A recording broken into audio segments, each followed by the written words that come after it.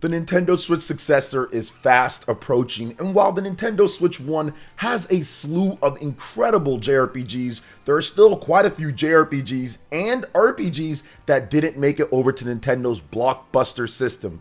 In this video, I'm going to be breaking down the top 25 modern AAA JRPGs and RPG titles that absolutely need to make their way to the Nintendo Switch 2. Keep in mind, I will not be going over games that are already on the Nintendo Switch 1, as those could get patches or Switch 2 versions. I want to stick to the games that are not on the Switch 1 and need to be ported over to the Switch 2.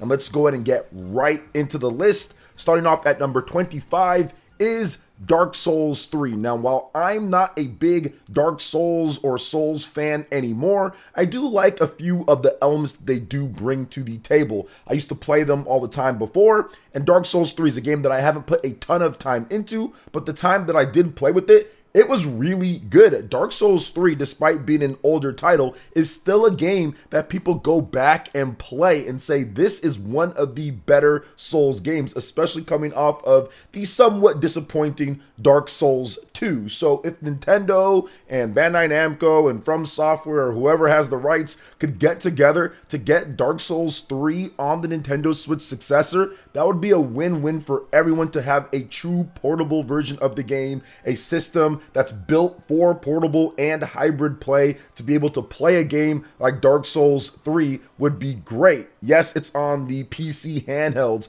but imagine having a physical copy, imagine having it to where it's actually built for the system in terms of optimization. I think it could be really cool for Souls fans out there. Dark Souls, the original, came out on the Nintendo Switch, and it was okay. It wasn't the best port, but it wasn't bad, and people really did enjoy it, and I think it did well enough. There was rumors of Dark Souls 2 and Dark Souls 3 coming over, but that never actually turned into anything. So maybe that's been moved over to the Nintendo Switch 2, and we get a Dark Souls 2 and a Dark Souls 3 on the platform. But I do feel that they could sell a lot more copies of the game, even though this title is a number of years old, and people would be happy with the efforts of having a game like Dark Souls 3 on a Nintendo hybrid platform. So Dark Souls 3 makes the number 25 on my list. Coming in at number 24 is Code Vein. Do you guys remember this Souls clone from Bandai Namco that came out a number of years ago? I think it's about 5 years ago or so now at this point. Yeah, I remember. It's kind of like anime Souls. That's what I called it back then. And while Code Vein isn't the best Souls clone out there,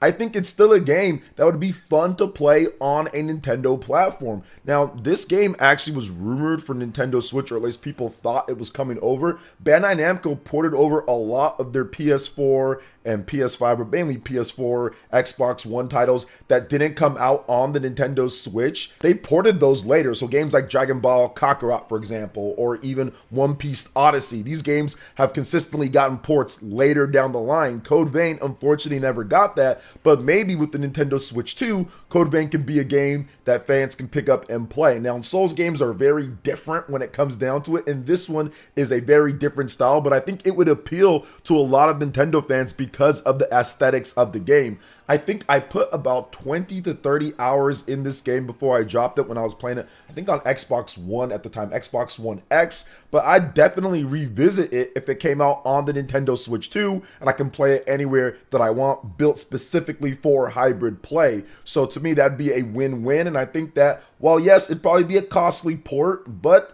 I think that over time, people would actually pick this one up if it was good priced, and some of the things that we've seen with Bandai Namco's ports, they've actually done well on the Nintendo Switch despite being years old. So Code Vein could be another one of those titles, and this game has a bunch of cool classes and weapons. The story's super dark, but the gameplay's not bad at all. It's a fun game, not better than actual Souls games, but I think that this game would actually speak to the Nintendo fan base a bit more than maybe it even did on Xbox and PlayStation. So that's why Code Vein comes in at number 24 on my list.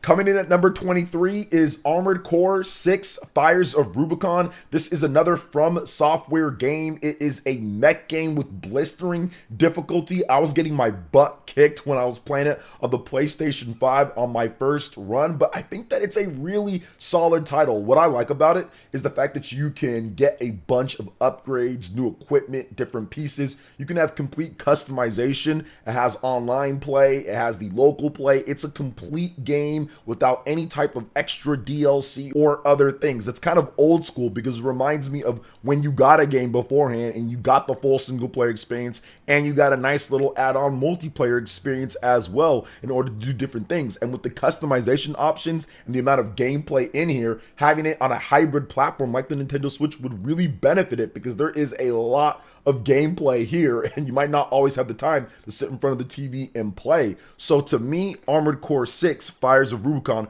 would be a fantastic title to have on the Nintendo Switch 2 with the beefed up horsepower over what the Switch was able to offer. I think FromSoftware could put out a good version, or they can get a port studio or something like that. Maybe Shiver can do it, right? Get a port studio, get somebody to get that on the Nintendo Switch 2 in collaboration with Bandai Namco and with FromSoftware. So Armored Core 6, what do you guys think about it being on the Nintendo Switch 2? Let me know in the comment section below, and it comes in at number 23. Next up at number 22 is Star Ocean: The Divine Force. Now, this game didn't review the best, but I will say this about the title. This is one of the better modern Star Ocean games. I would say out of the last couple games, if you look at Star Ocean 4 and Star Ocean 5, both of those to me were somewhat flops. So this is probably the best title that they've released in terms of the modern age, or at least HD era. So I do think that it's worth maybe giving it another shot for Nintendo fans to pick this one up. I think Star Ocean just naturally speaks to a lot of Nintendo fans out there. First departure from what I understand sold best on Nintendo platforms. The second game remake that we got also seemed to do best on Nintendo platforms as well. So I think that there is a lot of Star Ocean fans that are on the Nintendo platform, and if you can put out a great version of Star Ocean: The Divine Force at a good price,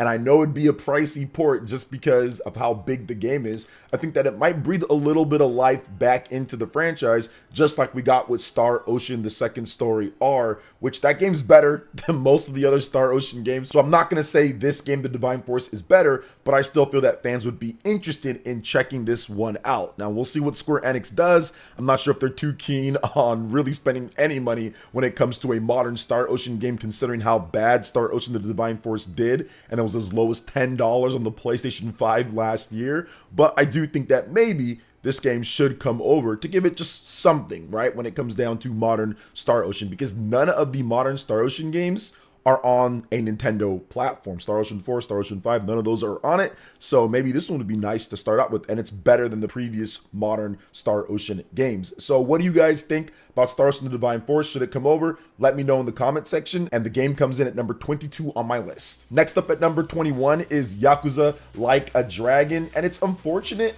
that the Sega team behind the games don't really feel like this would fit well on Nintendo platforms, because it's more for a younger audience, or at least that's the thought process when it comes down to what they thought why the game isn't on there. But there's also technical hurdles too with previous Nintendo hardware.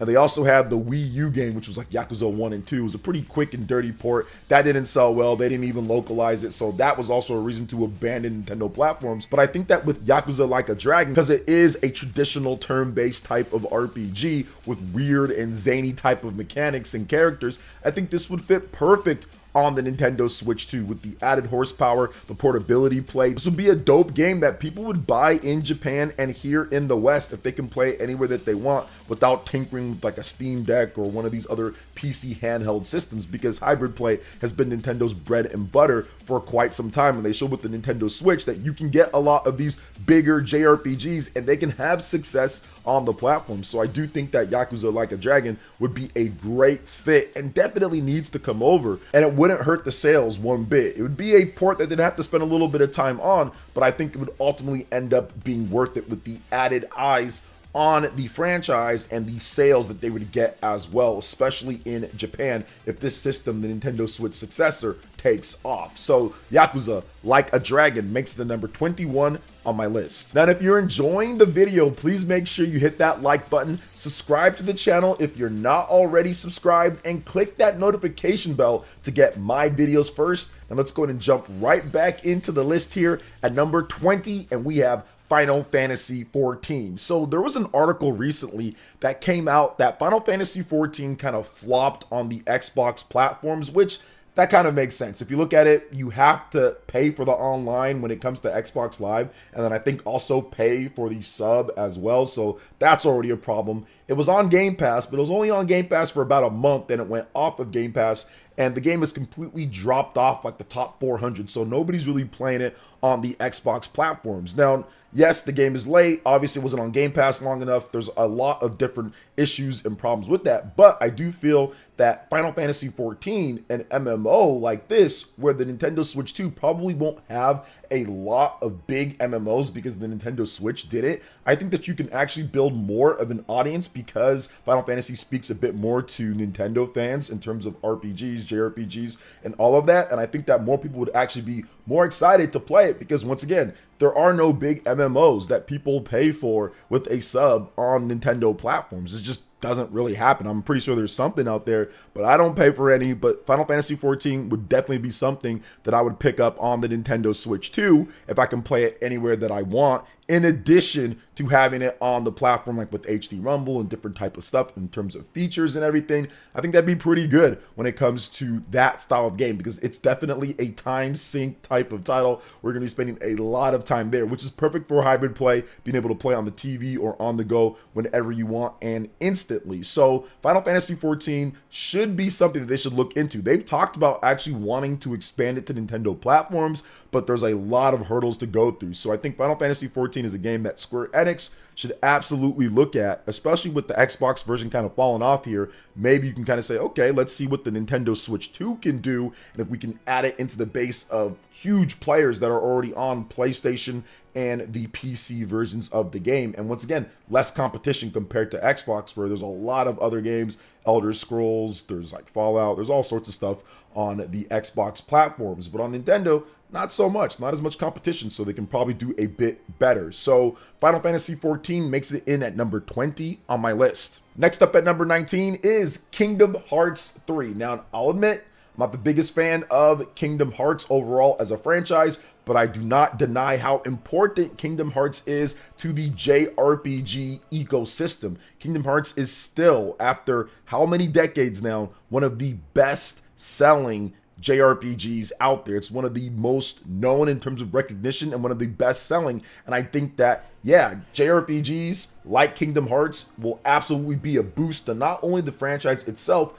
but also to the Nintendo Switch 2. It can help each other out in terms of selling, especially in Japan, US, the areas where Kingdom Hearts is most liked. So I do feel that if Kingdom Hearts 3 was able to have a complete Nintendo Switch version and not that cloud nonsense that we got before, it could boost again people playing the Kingdom Hearts franchise, but also get Square Enix a lot of extra money that they necessarily didn't get with the Xbox version of Kingdom Hearts. I mean, it pretty much all sold when it comes to the sales on the PlayStation platforms. So having it on the Nintendo Switch successor, I think that would absolutely boost everything, and it's a mutually beneficial thing because both of the fan bases, when it comes to Nintendo fans and Kingdom Hearts fans, there's a lot of intertwining there in terms of the style of game that people like to play. So Kingdom Hearts 3, Square Enix, they need to get it done. No cloud version this time. Let's get a native version on the Nintendo Switch successor in at number 19. Next up at number 18 is Genshin Impact, which is a game that should have been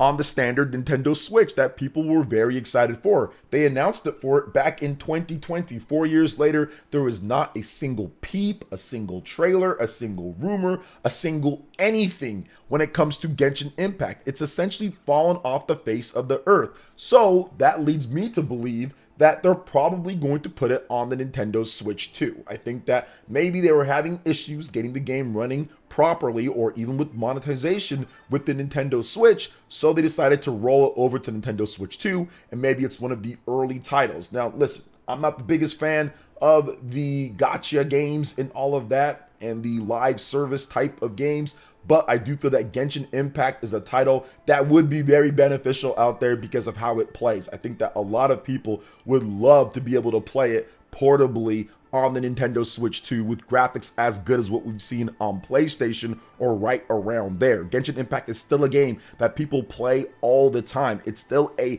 impactful JRPG for people to play on PC and on PlayStation. So I think it would fit perfectly in with the Nintendo Switch 2, and they've already got so much content. They can make it even sweeter for the people buying it on Nintendo Switch 2 as a makeup. Like, hey, look, if you buy a Founders Pack, or if there's something like that, you get some discounts or whatever the case is to ease things in when it comes to the game. And a lot of people already find that they give you a lot of pretty good content already just free to play. So that is the positive thing. Now, once again, I would rather have a standard version of the game where I get my heroes and everything like a normal action JRPG, but that's just not the type of game that this is. But we cannot deny what Genshin Impact has done in terms of its popularity and what it's done overall. Like, it's just one of those big JRPGs that would be beneficial for both parties, once again, to have it on the Nintendo Switch 2. So Genshin Impact comes in at number 18 on my list. Coming in at number 17 is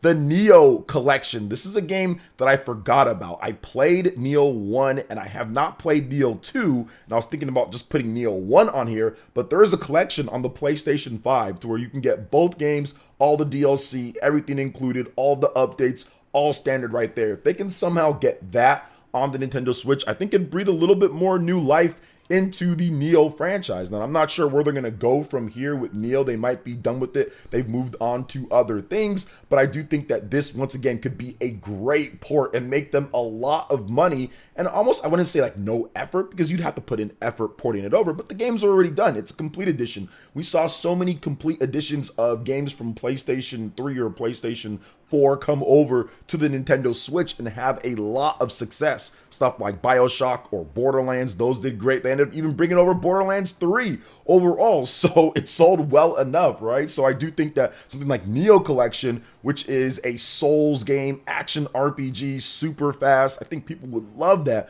on the Nintendo Switch 2. So the Nioh Collection absolutely should make its way over as a big action RPG Souls type of game from Japan on the Nintendo Switch 2. And that's why it makes it in at number 17 on my list. Coming in at number 16 is Scarlet Nexus, a game that many have forgot about. It is a really cool action RPG from Bandai Namco, and it did okay from what I understand. It was a Game Pass title, so there was like 1 million people that played it on Game Pass. I'm not sure how well it sold on PlayStation 4 and PlayStation 5. I know it's pretty cheap right now. You can get it as low as like 10 bucks. I think even as low as $5 when it's on discount. But I think a Nintendo Switch version would be awesome, because you get a lot of people that loved games like Astral Chain or Bayonetta, which those sell 1 million plus copies on the Nintendo Switch by itself. A lot of those people would be interested in picking up Scarlet Nexus, and you could sell 500,000 to 1 million copies of this game, probably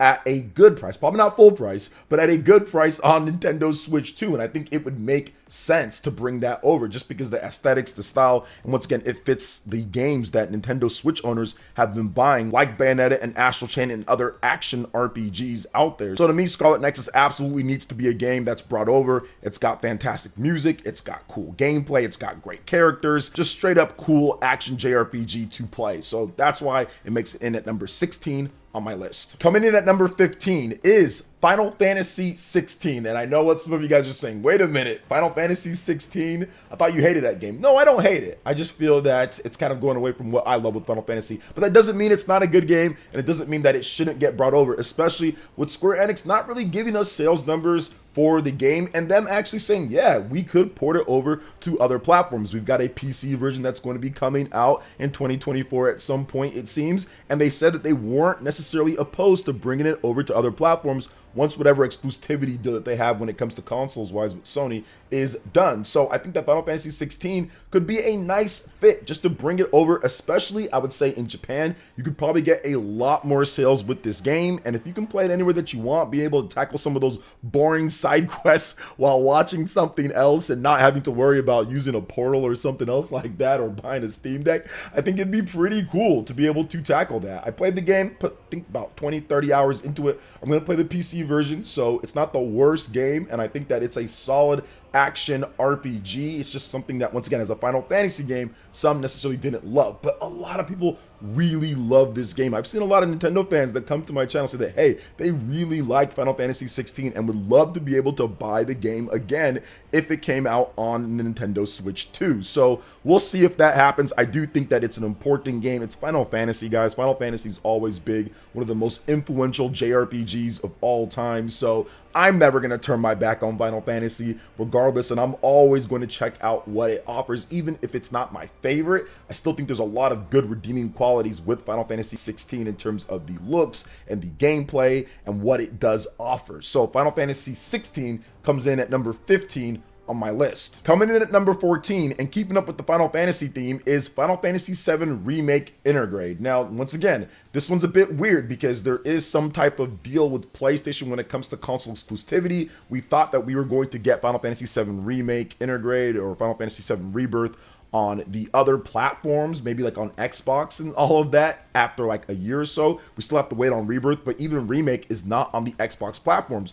But I do feel that if they're able to kind of get away from the exclusivity or how long it takes, Final Fantasy VII Remake would be a great litmus test to see if you want to bring over the other games, if they can, because Final Fantasy VII Remake is still an awesome game. It's very self-contained, despite there being some parts where like, okay, yeah, it's not so great when it comes to the pacing of it, some padding. I think that the intergrade content added in there is really well done with Yuffie and her story, and of course it looks and runs great as well. If they're able to get that on the Nintendo Switch to the successor and have it look and run good, I think people would really enjoy that, especially once again in Japan. A lot of these times with these games, I think that it's really important for these modern AAA titles because, one, you can really speak to another audience that didn't buy a PlayStation 5 or PlayStation 4 in Japan. The Nintendo Switch absolutely destroys both of those systems when it comes to sales overall. And if that transfers over to the Nintendo Switch 2, I think there's a lot of people that Square Enix could sell this game to that just doesn't have it, and they're not exposed to it because they don't have a PlayStation system, once again, especially in Japan. And it would make sense, obviously, in terms of portable play, all that content that they do have in there. And I think that people here in the US would check it out. The Final Fantasy games have done well in the West on Nintendo platforms. Final Fantasy Pixel Remaster has sold incredibly well on the Nintendo Switch, according to Square Enix. That game just in general has sold well, but so many people are buying it on the Nintendo Switch to play it anywhere that they want. So people still want Final Fantasy on Nintendo platforms, so it would make sense if they brought over FF7 Remake Intergrade. So that's why it comes in at number 14 on my list. Coming in at number 13, it's Dragon's Dogma 2. A game that has a lot going for it in terms of things. 3 million plus sales that Capcom has already announced. Dragon's Dogma is not a massive franchise or anything, but they've done well over the last decade reselling the same game over and over. They resold Dragon's Dogma Dark Arisen, whatever it's called. The game actually sold incredibly well on the Nintendo Switch, reaching over 1.1 million units plus as a really old port of the game. So if they can kind of put Dragon's Dogma 2 on the Nintendo Switch 2 and get it closer right to the release, because Dragon's Dogma released quite some time ago and the Switch version was a bit after the Nintendo Switch came out, so there was a pretty big gap in between. I think that if you could make that a bit shorter here with the Switch 2 and get it out sometime in 2025 and have it sell over the course of the life of the system, I think that would just positively add to the Dragon's Dogma franchise and bring in more eyes, more revenue, more players. So when Dragon's Dogma 3 comes out, it's actually going to be a real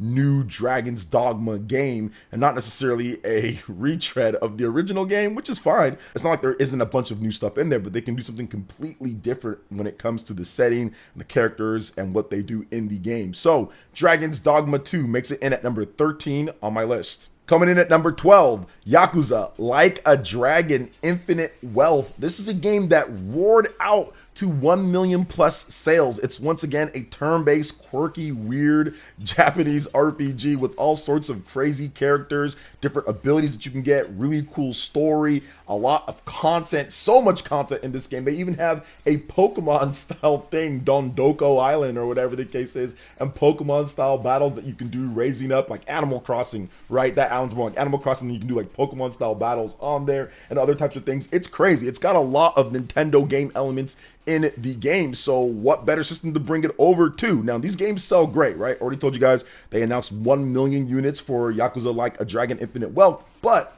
that could be way better if it was on the Nintendo Switch. Now, obviously, it's going to be hard to get it to run on the Switch, but Nintendo Switch successor, that would be a good system for it. Afterwards, you put all the content in there, you make it as a complete edition, sell it. I think that you can sell another 500,000 copies or so, especially considering how popular this series is getting and it being on a system like the Nintendo Switch 2, which is going to be a powerful hybrid that's going to be more affordable than many of the other PC handhelds that are out there. And it's going to have better quality than what we saw, much better quality than the Nintendo Switch. So Yakuza Like a Dragon Infinite Wealth should be a modern AAA JRPG that makes it over to the successor to the Nintendo Switch in at number 12. Next up at number 11, Grand Blue Fantasy Relink, another game that shot out to 1 million in sales very quickly, but has tapered off since then. We haven't gotten any updates, and most of the sales, or a good portion of the sales, seem to be on the PC side of things, which kind of caught me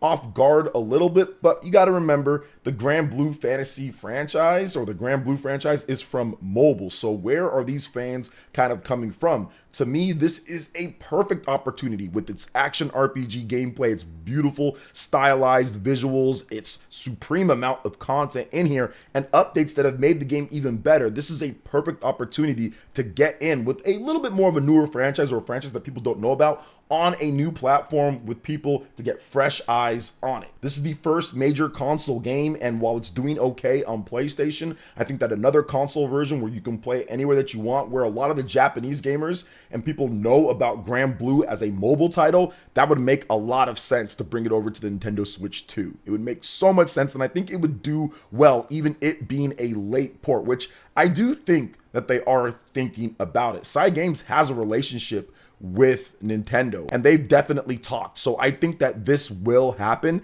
and if it does, I think that we're going to see a resurgence of Grand Blue Fantasy Relink and people talking about how good the game is. I have it on PC. I thought it was very fun, but I'm kind of holding out to see if there is going to be a Switch 2 version of it before I really kind of get through more of the game. So Grand Blue Fantasy Relink, with its awesome gameplay, cool graphics, great music, makes it to number 11 on my list. All right, we are now into the top 10, and we've got Elden Ring in at number 10. Elden Ring, one of the biggest games ever when it comes to the action RPG games out there from Japan. This game was massive, 20+ million selling. You have the Erdtree DLC that's coming out as of the time that I'm recording this video, and you've got all sorts of different weapons. You've got online play, you've got PvP, you've got co-op, you've got everything. This is an old school game built modern, and I think that's why this would be so good to get it over to the Nintendo Switch successor. Now, it's not like they need the extra sales. They're selling plenty, and they're going to sell a lot more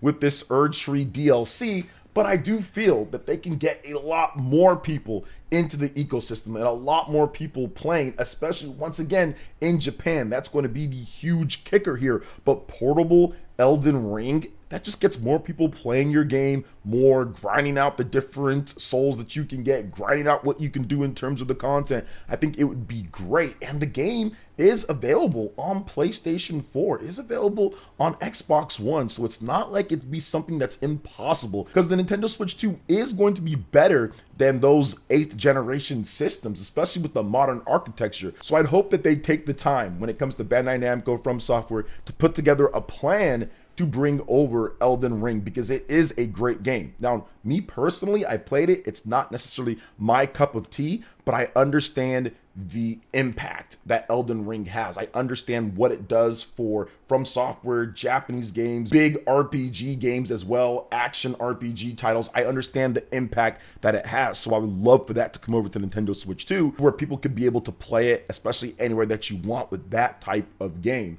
So Elden Ring makes it in at number 10 on my list. Coming in at number 9 is Tales of Arise. Tales and Nintendo platforms have done great before in the past. We saw, even with the busted version of Tales of Symphonia, people bought that on the Nintendo Switch. Tales of Vesperia, once again, people purchased that on the Nintendo Switch. So there's been quite a history, and I think that Tales of Arise is unfortunate that they didn't make a version on the Nintendo Switch, but with the Nintendo Switch successor, you can get a great version of that game, as this game was already on PlayStation 4 and Xbox One. Plus, you can also add the DLC that's been released and make a complete version of it. And I think that would do very well at a good price point for the Nintendo Switch 2. So to me, Tales of Arise is a game that offers some really cool and interesting worlds, cool characters, great art style, solid music overall, and a lot of content that players would love to be able to go through on the successor to the Nintendo Switch. So to me, it needs to happen. Bandai Namco, make it happen here. In at number 9, Tales of Arise. Next up at number 8 is the Final Fantasy 13 Trilogy. Now, I know some of you guys might be thinking, wait a minute,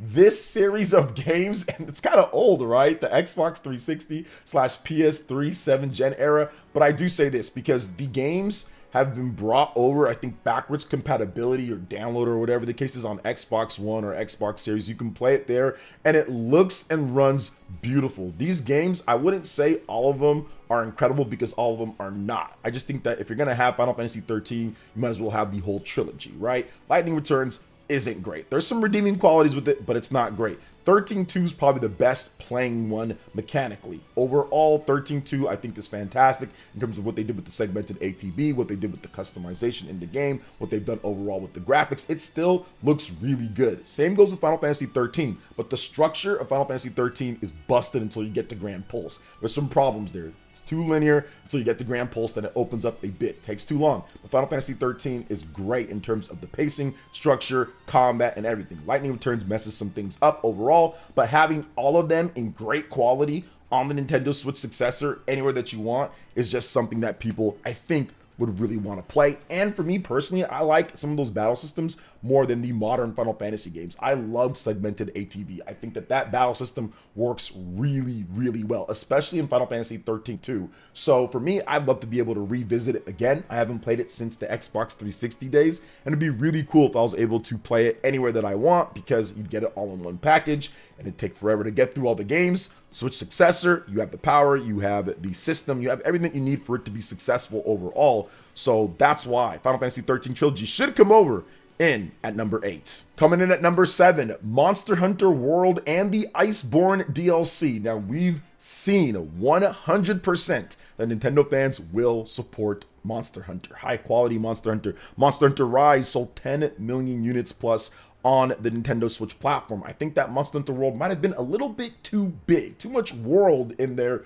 for the Nintendo Switch, so they opted to make a game specifically for the Switch. Now, as development costs rise and prices go up, I don't think we're going to get a specifically made Monster Hunter game for the Nintendo Switch successor. I think that the system is going to be good enough to where it can handle what PS5 and Xbox Series gets, in addition to what we've gotten before with World. So I think it would be great if they had a double pack, right, where you get Monster Hunter World and Iceborne all into one. I can see that selling millions on the Nintendo Switch, doing really well. Even still to this day, people are playing Monster Hunter World in anticipation for another Monster Hunter game that we're going to get to in just a bit. So people are still playing this game. It's a huge phenomenon. Monster Hunter has exploded. People are still playing Monster Hunter Rise on the Nintendo Switch platform. So people are all about Monster Hunter now. If you can get that on the Nintendo Switch 2 with good quality and have everything packed in there for a solid price, Capcom, you will sell millions of copies of this, especially as people get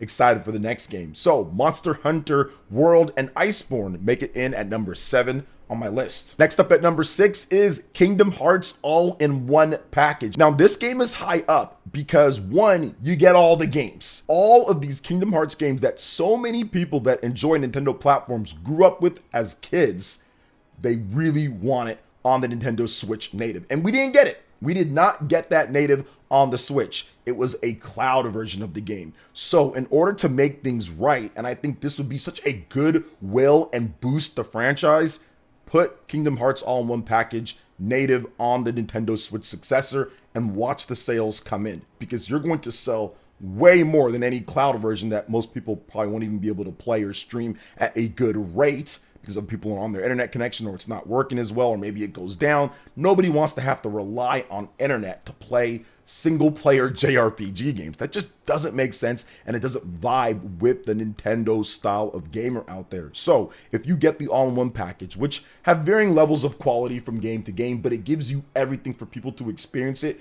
you're going to get a lot of sales, you're going to get a lot more fans, and you're going to boost this franchise to new heights of popularity overall before another game that we're going to get into comes out. So Kingdom Hearts all-in-one package absolutely needs to make it over to the Nintendo Switch successor. All right, guys, we are into the top 5 now. Let's get right into it. At number 5 is Persona 3 Reload, which there has been news that Persona 3 Reload is coming over, but it's still one of the modern remakes of a classic JRPG that need to come over to the Nintendo Switch 2. It's a great game, and while some people are turning on it when it comes down to it, I've seen the videos out there and all that, and they're not necessarily wrong with their opinion or anything. I still feel that it's a solid remake of the game. It's not like it's a terrible game overall. I think that it's got great music, it's got great gameplay, it's got some nice quality of life features built in, and overall, while it might have lost some of its original soul, which we do see sometimes from these games brought over to the modern era,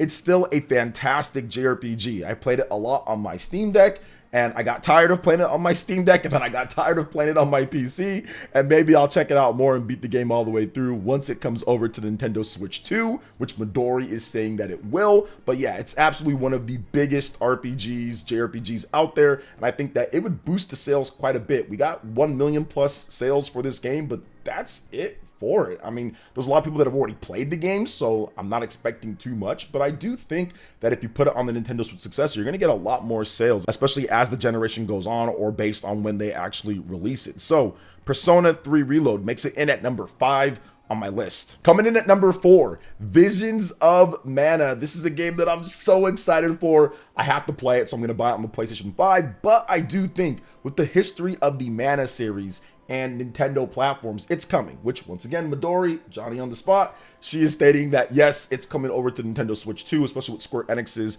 new aggressively pursuing multi-platform. Just unfortunately, the Nintendo Switch 2 is not out at this point, so they have to wait till it does come out. But this game looks awesome. The visuals look really good. It's not necessarily maybe the biggest AAA game out there. It's a little bit maybe of a stretch, but we can say that it's much higher quality than the Mana games that we've gotten before. It looks way better than Trials of Mana. It looks so good overall. They're doing a great job with this game. I think the different enemies look really good. The environments look cool as well. The story seems pretty classic Mana. I don't think it's going to blow anybody away, but it's going to be enjoyable. The combat looks fun. You got the air combos, you got different characters, you got magic. I think that this is going to be one of the better Mana games out there, and maybe it even challenges Secret of Mana for me as the best one in the series. Some people like Second Densetsu 3, think that's the best. Some people like some of the other ones. Me, I'm a Secret of Mana guy on the Super Nintendo, not the remake of Secret of Mana, but the Super Nintendo one. That's my favorite. So if they're able to match that level, I think it'd be great for the future of the Mana series with the upped quality and the upped development budget that they've gotten from previous games. Coming in at number 3 is Monster Hunter Wilds. We talked about Monster Hunter World, but Monster Hunter Wilds looks breathtaking. They've got the different effects when it comes to weather. They've got different things that you can do to the monsters. They've got all sorts of stuff when it comes to combat options that's going to be exhilarating for the franchise, and they really spent a lot of time fine-tuning the graphics and all that. Now, this is PS5, Xbox Series, and PC only at first, but I do think that the Nintendo Switch 2 will be able to handle this. And I think that if you look at overall with JRPGs, or just with RPGs from Japan, like right now, not necessarily the best when it comes to the sales numbers with just PlayStation 5, Xbox Series, and PC. I do feel that in 2025, while you'll have more people with PlayStation 5 and more people in PC and more people with Xbox, I think that for Japan, having this type of game, they've proven that Monster Hunter, people love to play that portably, and I think that it would be such a solid and good fit for the Nintendo Switch successor. And I think that Capcom will figure out a way to get it done, just like they figured out a way to get Monster Hunter Rise done with the RE engine on the Nintendo Switch. I think that the RE engine will be able to run better on the Nintendo Switch successor, which then will be able to get this game on it. Maybe not in the same quality as PS5 or Xbox Series X, but I do feel that it's not going to be too far off if they really optimize, and Capcom has shown that they have. I think that their portable and home console development teams are kind of working together when it comes to Monster Hunter Wilds. So right there, that gives them a leg up when it comes to the hybrid device as they've worked on before with the previous Monster Hunter games. So I do think that this is the time we finally get Monster Hunter Wilds, and it could even be day and date. We don't know when the game is launching in 2025. Maybe we get a release date sometime soon, Summer Games Fest or sometime this year, but it could be a game that's very close to the launch of the Nintendo Switch 2 or a launch title as well. So we'll see how that works out, but Monster Hunter Wilds makes it in at number 3 on my list. Coming in at number 2, Kingdom Hearts 4. This game, I was kind of tossing back and forth. Should it be number 1? Because I think that Kingdom Hearts 4 embodies so many hopes and dreams of fans out there. It's been a while since the last Kingdom Hearts game. It's been a while since the game before that in terms of new titles. When it comes to HD titles, we have not had a lot. Remember, the PS3 era, nothing. PS4, we had to wait for a long time before we got Kingdom Hearts 3, and now it's been a number of years since that game, and they're not really doing all the small games that they used to do in between like they did in the PS2 GBA era. They're not doing all of that. The DS, 3DS, we saw a bunch of Kingdom Hearts games. They've stopped doing that, not at this point. So I think that Kingdom Hearts 4 needs to be a massive success for the franchise. They've got the mobile game that they're doing, and they've done some other mobile stuff, I think, but this game needs to be a massive success, and I think that the Switch successor will be the platform to help it build the brand that we all know Kingdom Hearts can be, because we've seen it be one of the most consistent and better selling JRPG franchises out there when it comes to action JRPGs. So Kingdom Hearts 4, we don't really know too much information about the game. We only have one real actual trailer here,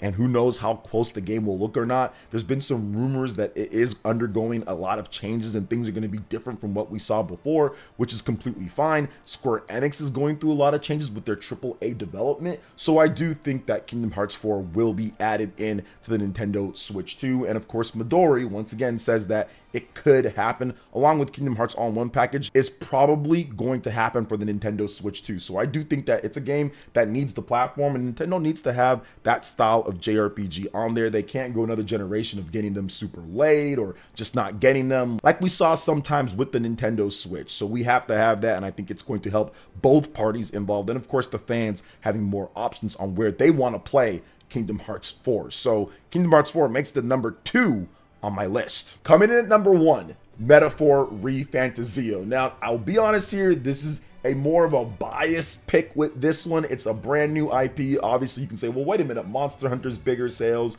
Kingdom Hearts, and I get that. Persona, completely get that. But to me, when you're having a brand new IP that looks as weird as this game, with the innovative mechanics as it, once again, it would be awesome to be able to come out early in the life of the Nintendo Switch 2 and gain more of an audience. We don't know how well fans, when it comes to Xbox, PlayStation, PC, are going to react to this type of game. And I do think that it's going to sell well because it's from the Persona creators, and I think that people are just going to react to it well. But it doesn't have a lot of the elements that made Persona really popular. A lot of the social interaction and social stuff is what made Persona super popular, and while it does have some social links, it doesn't have all these same type of things. Now, this type of game, once again, if you're looking at it, you look at games like the Legend of Heroes series that has gotten a huge boost, a series that's been around, right? Not a new IP, but has been around, but the Legend of Heroes got a boost from being on the Nintendo Switch with that type of weird JRPG style of gameplay, even with some of the games having hybrid systems of action and turn-based mechanics. This game, Metaphor ReFantazio, also has that. In order for it to be another big, new, successful franchise, I think that you're going to have more people in Japan playing, and also have that element of a hybrid platform that people just like to play RPG games on, and this game seems like it's going to have 100+ hours of content. So I think for the health of the franchise, for it to be something that actually turns into one, so something to where we're not just getting Persona games, to where Metaphor can become something big in this industry, in the JRPG column, I think we need to see it on the Nintendo Switch too, and I think it would help once again Sega and Atlus, in addition to Nintendo as well, solidifying that for the Japanese gamers and people that just like to play RPGs anywhere that they want, and people that just want to play RPGs anywhere that they want with a hybrid nature very easily. So I'm super excited for this game.